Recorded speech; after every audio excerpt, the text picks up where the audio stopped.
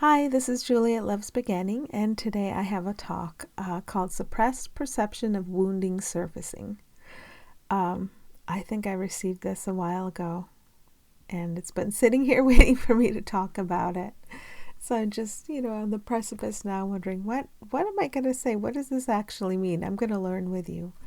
I feel called, though, to share that I just deleted a comment on Facebook, and it was a very funny experience because what I commented came through me really powerfully, like a teacher for me. That's often what the answers I post will come through me. I'll just listen and hear it, and then it'll be a really helpful teaching for me. I'll look at it and say, oh yeah, okay, oh, I appreciate that, like someone gave it to me. And that was one of those comments.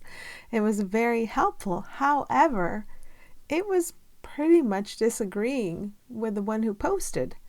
And I thought, but I really appreciate seeing it this way. I was not focusing so much on the idea that the one who posted was wrong, but it did contradict the one who posted. So I didn't think about it too much. I just made the comment and went off and did something. And then it came over me powerfully. It's time to delete the comment.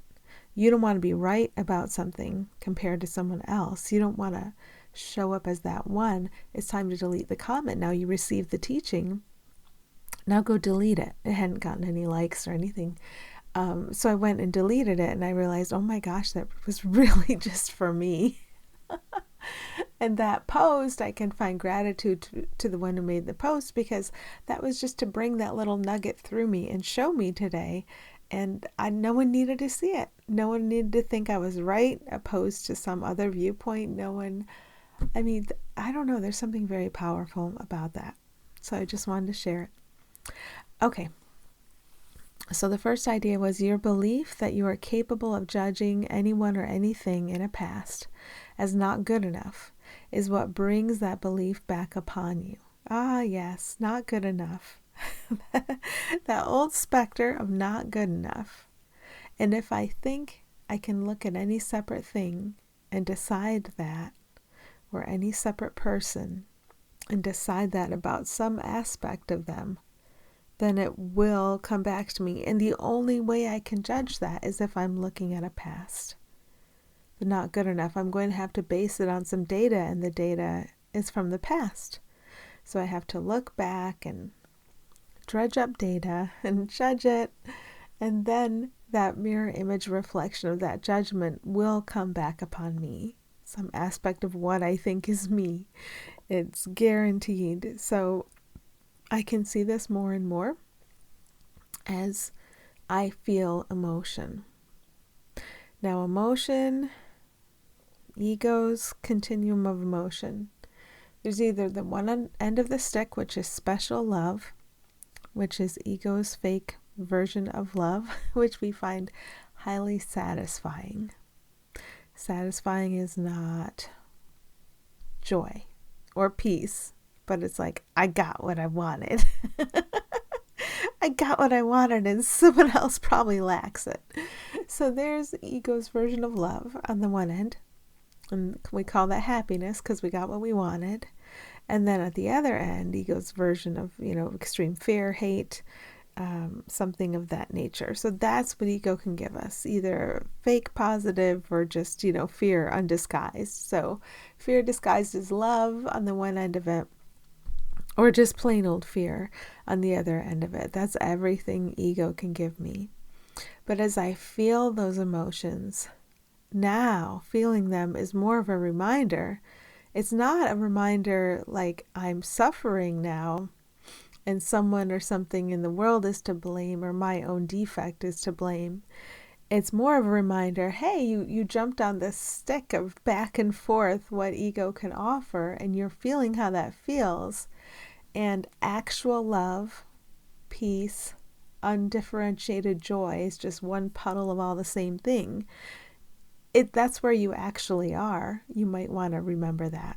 So notice the thought you're thinking, and drop that so you can be in your foundation of love right now. And it's not a special love. And it's not the excitability of disturbance of ego. It's usually quite calm and still.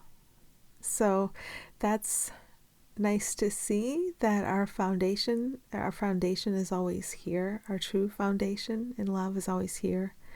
And we learn to kind of jump off that back and forth of ego and settle in where we actually are and where we're not capable of judging a single thing except how we feel. And that post I made, that the ego saying, hey, that's right, the ego can take over anything.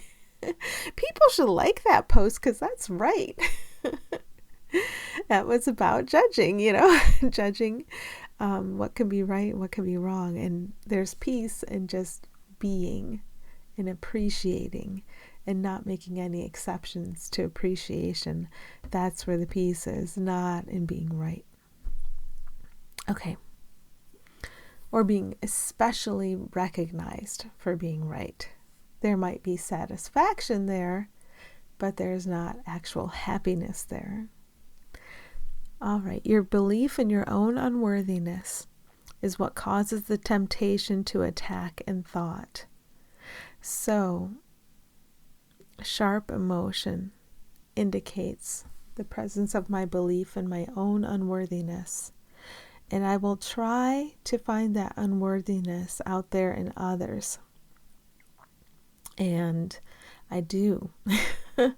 I will try to, and more I feel how awful that feels. And I understand, okay, this cannot continue. This attack cannot continue. I'm just attacking myself and reinforcing the belief in my own separate unworthiness. But if I look through the illusion of separation back to what we all are as one unified being, then who among us can actually be unworthy? And if I'm spending my time trying to find reasons that others are unworthy, it will come back to me. And it does feel terrible. And it's not who they actually are. If I'm looking at them as separate entities with either especially good or especially bad qualities, it doesn't matter which one I'm doing, it hurts. So if I'm looking at that, then I'm looking at their separateness, which is imagined, instead of their unity in and of and as the light with all of us, and just the appreciation that can bring. And that's always an option. I can remember a time when I didn't even know I had that option. So gratitude for knowing there's always an option and for remembering which one is peace. There's a lot of gratitude there. Okay, so forget about the physical.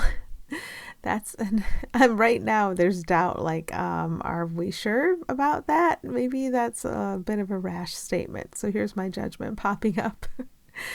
Okay, but let's see what it says. That's an expression of a past. We're talking thought and only thought. Well, that makes sense. Yeah. Keep your eyes on your own copybook. We're talking about your thoughts, not anyone else's.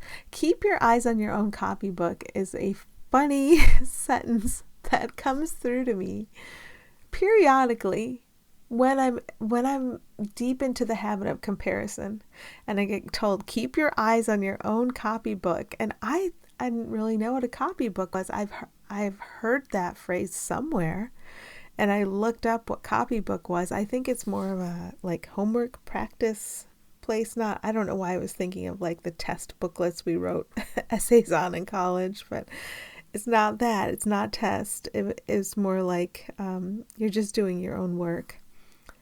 And I don't know why that exact sentence will come through to me to remind me. Focus on your thoughts, just your thoughts. Nothing you think is true about anyone else. You will get so distracted. Just focus on your own thoughts. If I think the physical is real, and I'm focusing on that, all the physical can do is express a past. But if I look at my thought, moment by moment, if I keep the attention on my thought, that's the cause of what I experience. That's the cause of what I feel.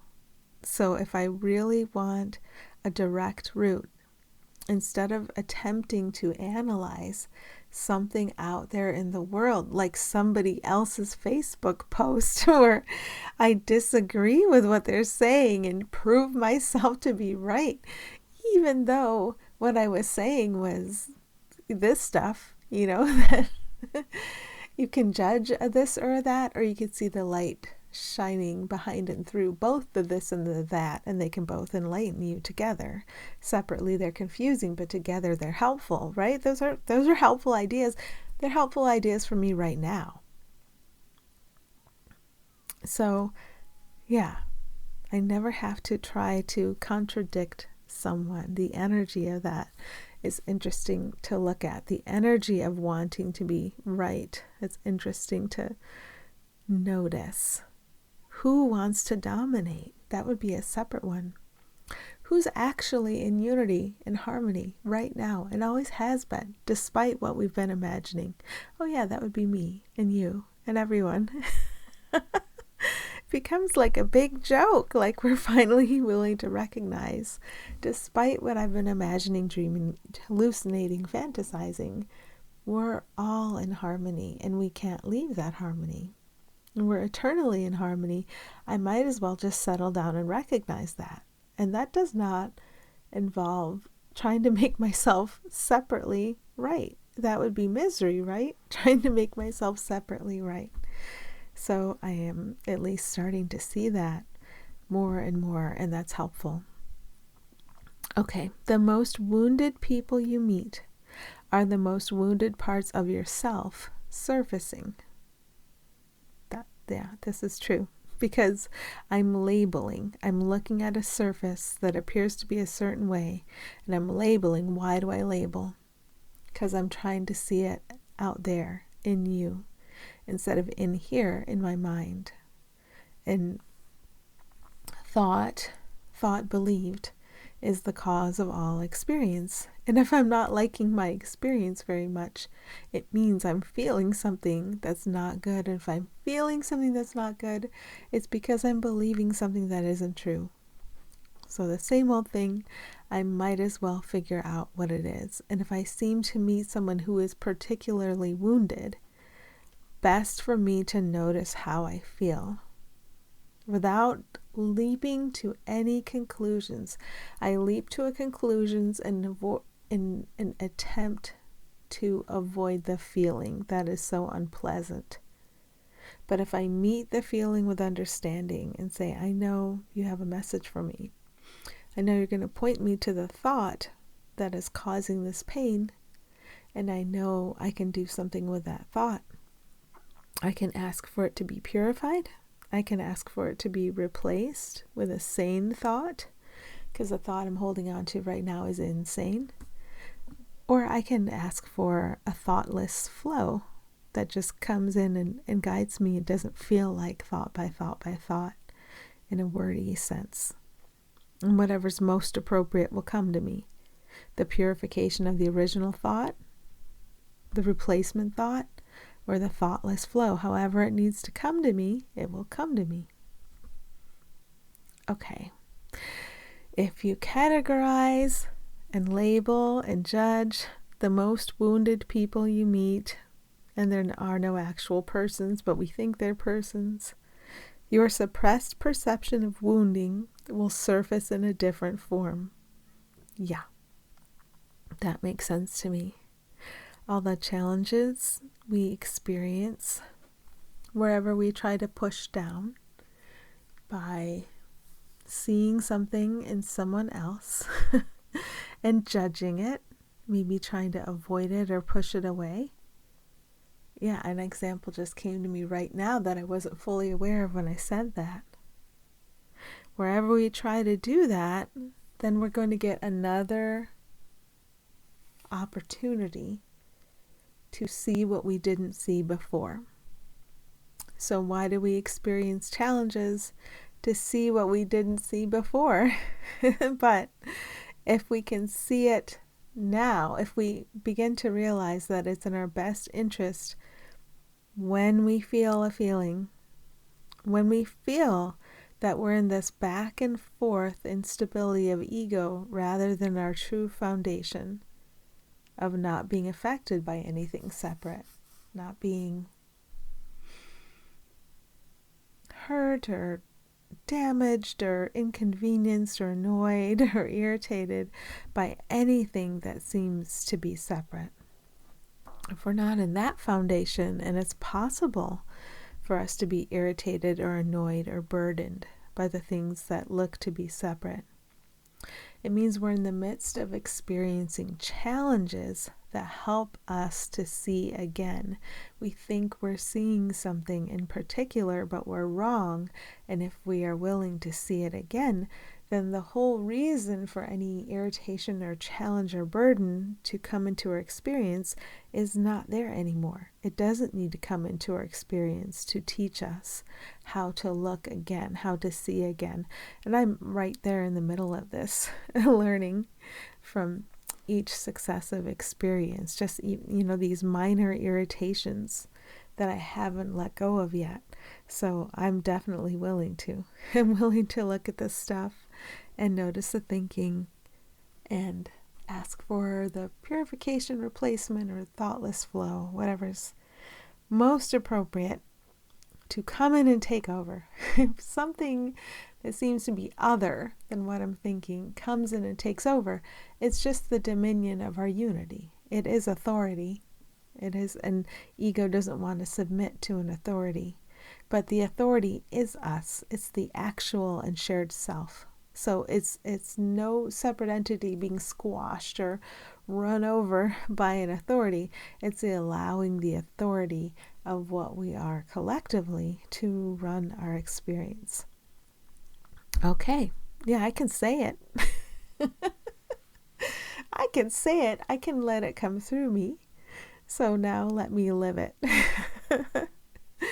Yeah, I'd like to live it. That would be good. And we get many, many little examples of how we are living it.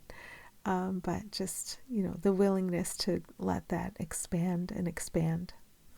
So wishing you well and happy healing.